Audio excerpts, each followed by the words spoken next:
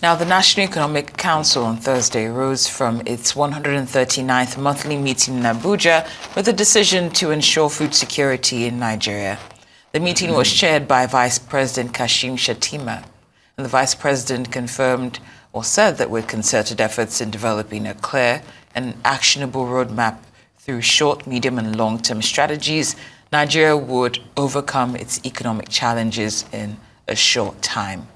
Arise News analyst Dayo Sobowale joins us now to discuss those measures outlined by the National Economic Council to ensure food security and affordability and how far-reaching they can be given the current soaring food prices and high cost of living among Nigerians. Good afternoon, Mr. Sobowale. Thank you for being here. Good afternoon. It's a pleasure to be here as usual. It's always a pleasure to have you. Now, are you content with the measures that were outlined by the National Economic Council to ensure food security? It's not a matter of my own contentment. It is a matter of the measures alleviating the suffering in terms of food scarcity and high food prices. So are you content that they'll be able to do that? Am I? Are you content that those outlined will be able to handle what you've stated? Obviously. I mean, if the measures put on ground have the desired results, you know the objectives is to make food a palliative, to make high cost of living a thing of the past, to increase purchasing power of Nigerians. So you should be hopeful about plans. That's what I want you to know. You should be hopeful about plans. Plans are strategies for you to counter problems. So you must give a timeline for them to have fruition. If they do not succeed, if they fail, then you re-strategize. That is what the Economic Council is all about. It brings strategies on the table. Look at those strategies and allocate resources to meet those strategies and get feedback. That is strategic planning. That is what government is all about. And that is what this economic planning committee is all about. I remember in November or sometime when they met, they laid out so many things to counter all these problems.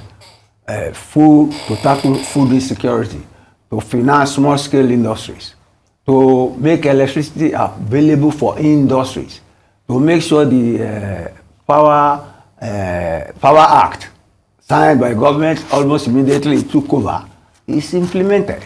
Even in Lagos State, the parley he had with journalists yesterday was still referring to power. That they have, Lagos State, they have their own IPP. In fact, they were almost competing with the electricity authorities before. But they even give electricity to some, maybe unofficially, to some social institutions, to some companies, key industries, so that they can function optimally. So both at the national level and at the local level, people are putting things in place. So it's not a matter of saying, am I happy with what they have said? My happiness or sadness is really relevant. I can only analyze the measures they put on the ground and hopefully think that they will succeed. And if they don't succeed, we call them to order. The problem here now is that we do not have time on our hand. That is why people, even the media is over reporting rising prices, fuel subsidy, and all these things. It's a politics of negativity, and I think that should stop. Government has put plans in place. Let those plans work. Okay. Yesterday, sister, they will have food markets in about 60 places on Sundays, and people will come to buy, but they will limit the amount they can spend. That they will get soup centers ready for people, bring in stakeholders who can distribute food. And they are buying about 100 trailers of tons. All this is, they won't distribute them in one day. They will even store them. And on the issue of agriculture, which is part of my brief for today, agricultural products don't just come overnight to the market. Government is distributing fertilizers. Maybe they will put fertilizers on the ground, those crops will grow, and they will, climate change permitting, they will have a bountiful harvest. Otherwise, there will still be failures. But you see, one nice thing I know is that I'm a pragmatist, and I go around this Lagos. I was born and bred there. Go to all our markets. They are brimful with food. They are brimful with food. That they are not even affordable, I don't think so. So something is wrong with the statistics and the picture we have been given all over the place. Something is quite wrong, and we need to do something about that. But then agriculture, raw produce, will not bring food to the table in one day. They have to be stored. They have to be processed. They have to be stored. You have to wait for them to harvest before. And the Ministry of Agriculture is neck deep in making that a reality.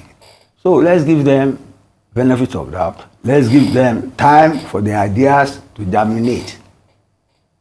Let's leave it at that for now.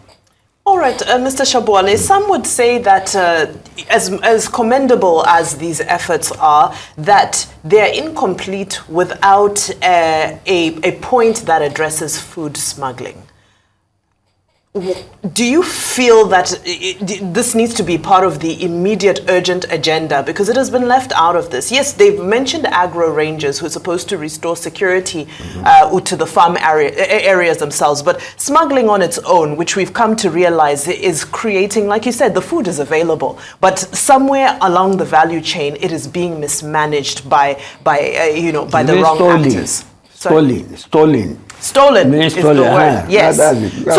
So do you think that this is an act in futility if we're producing bountifully, but we're not addressing one of the key issues, which is the issue of smuggling? That is a loophole. That is a loophole in the social net, a hole in the social net, a loophole in our collective effort to feed our people. That hole has to be plugged. The security agents have to do that. And then don't even forget that with the forest rangers and all these people, the farmlands are still not safe. They're still not safe. People have not returned to the farms. Every agricultural areas in the middle belt are not accessible. The farms are not accessible to the farmers. And they will affect our overall food production, whether we like it or not. But their government is not sleeping on them. You have ministers in charge of all these things. You see, there is a saying that success has many fathers, or failure is an orphan.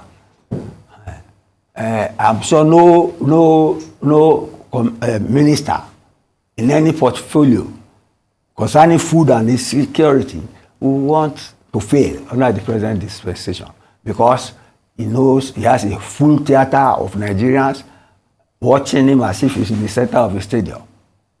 So they must perform. That is the issue. Let us face reality. One of the realities that's being highlighted is the funding and budget constraints, because that's also going to require significant government spending to make this happen. Another loophole, another potential challenge is corruption and governance problems. They're saying that efforts to provide subsidies, inputs, or infrastructure could be undermined by inefficient or corrupt management and distribution. So inefficient what? Inefficient or corrupt management and distribution. So from your perspective, how do you think that these two important factors can be overcome? What two important factors? The constraints for funding. This is not going to happen for free. You see, don't generalize. We have just passed the budget. How can you say they are constraints? I'm pointing out what's the issue that's been raised, and I'm asking you how you can get over it. The way you are putting it, you are putting it a very negative way. How so? Yeah, because do I think corruption? Everybody knows there's corruption in the land. You cannot say budget constraints. What are the budget constraints? They have just passed the budget. So let the ministries, let the ministers work on their budget. There is no budget constraint where a budget has just been passed. Talking about implementation. when it comes to implementing, they're saying that these interventions would require significant government spending and subsidization. Nigeria already has heavy debt burdens. A deficit, a huge budget deficit. We are spending more than even with Ghana as revenue. So that is of course. That is of course. Of course, if you say there will be corrupt management, yes, no human being is perfect.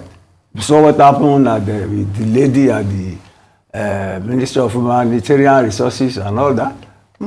So those are the human elements. But planning, government works on planning. Budget is budget planning. There have been budget allocations to ministries, and then the spending will manifest over time. And government has even set up a monitoring unit to be monitoring ministries. And some ministers are already know that they may not be able to keep their positions.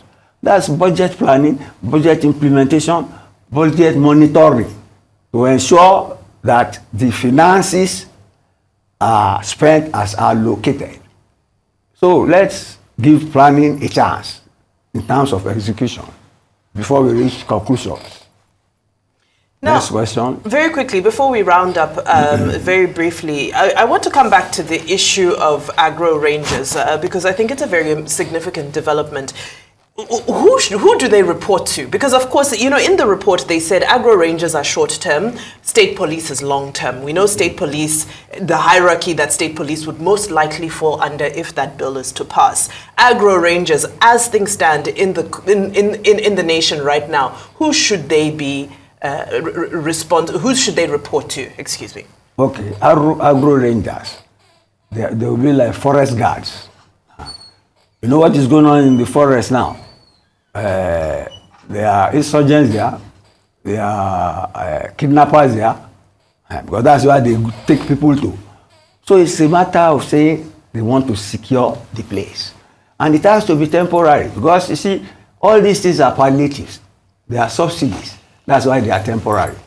That's why I said yesterday, even in the European Union, where the idea of welfare economics came into place, they called it temporary measures.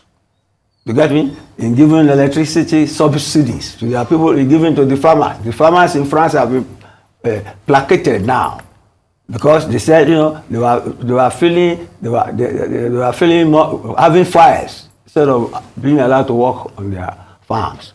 That the salaries in that sector was low. The French government has reacted. Do you get me? That is what our own government is doing. But this time, people talk. They say, even when they are announcing it, they will say it is not adequate. That is not fair. Let the government do its job of governing. Politics is over. Sam? Thank you for your time, Mr. Sobowale.